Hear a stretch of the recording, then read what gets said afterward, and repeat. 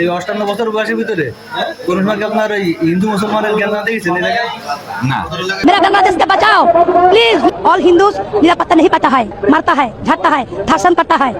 मेरा आतंकित थकता हूँ। বাংলাদেশে যে মন্দির ভাঙ্গার গুজব, যে মূর্তি ভাঙ্গার গুজব রটাচ্ছে, বাংলাদেশে হিন্দু মুসলিম একটা দাঙ্গা হাঙ্গামা বাঁধানোর জন্য যারা চেষ্টা করছে, একটি মহল চেষ্টা করছে, পাশাপাশি বহির্বিশ্বে বাংলাদেশের মান সম্মান যে ক্ষুণ্ণ করার চেষ্টা চলছে, যে বাংলাদেশকে একটা জঙ্গি রাষ্ট্র প্রমাণ করার জন্য যারা উঠে পড়ে লেগেছে, বাংলাদেশের নিরীহ মাদ্রাসা ছাত্রদের যারা জঙ্গি বানানোর তৎপরতায় লিপ্ত, যারা বাংলাদেশের হুজুরদেরকে মৌলবাদ বলে আখ্যায়িত করছে, সেই সব নিকৃষ্ট ব্যক্তি যারা বাংলাদেশের মুসলমানদের ভাবমূর্তি ক্ষুণ্ণ করছে, বাংলাদেশের রংপুর বিভাগকে যারা ইন্ডিয়ার হাতে তুলে দিতে চাচ্ছে,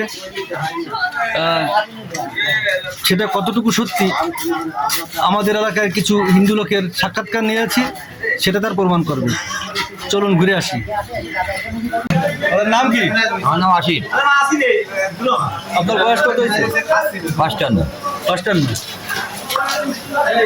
আপনার বাড়ি কোন জেলায়? যশোর জেলা। এই 58 বছর বয়সের ভিতরে কোন সময় কি আপনার এই হিন্দু মুসলমানের জ্ঞান না দেখেছেন এই জায়গায়? না। কোনো মূর্তি ভাঙ্গা বা মন্দির ভাঙ্গার কোনো হুমকি আছে আপনাকে? না। শুনেছেন বাংলাদেশে এরকম আসছে? না। এই যে কিছু লোক প্রচার করতেছে যে মূর্তি ভাঙ্গার হুমকি দিচ্ছে, না, তা ভাঙিনি, তা মিথ্যা কথা বলবো ক্ষেত্রে। তাহলে এই ফাঁদে কি পা দেওয়া যাবে? ভাঙিনি, তা আমার পাবো কি ভাঙিতে। আমি এখন কথা বলছি আমাদের নড়াইলের এক দাদা, তিনি একজন বিশিষ্ট ব্যবসায়ী। তাদের নাম বলেন। বসুদেব কুন্ডু নাম।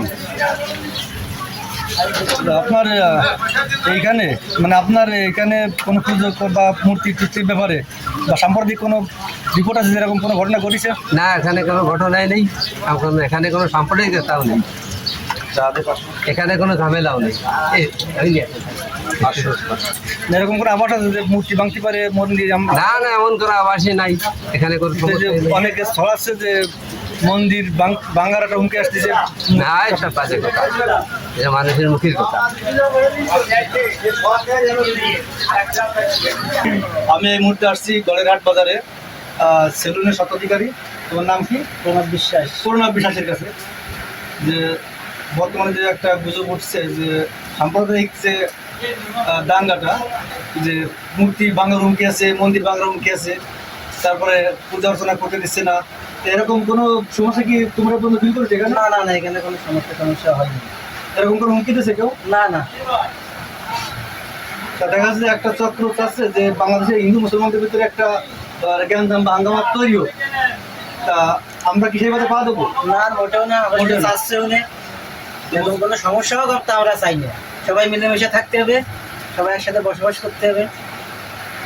তা তুমি একটু মানে হিন্দুদের উদ্দেশ্যে, বাংলাদেশ হিন্দুদের উদ্দেশ্যে একটু দুটো কথা বলে দাও যে মানে তাদের এই বিষয় নিয়ে কীরকম থাকতে হবে।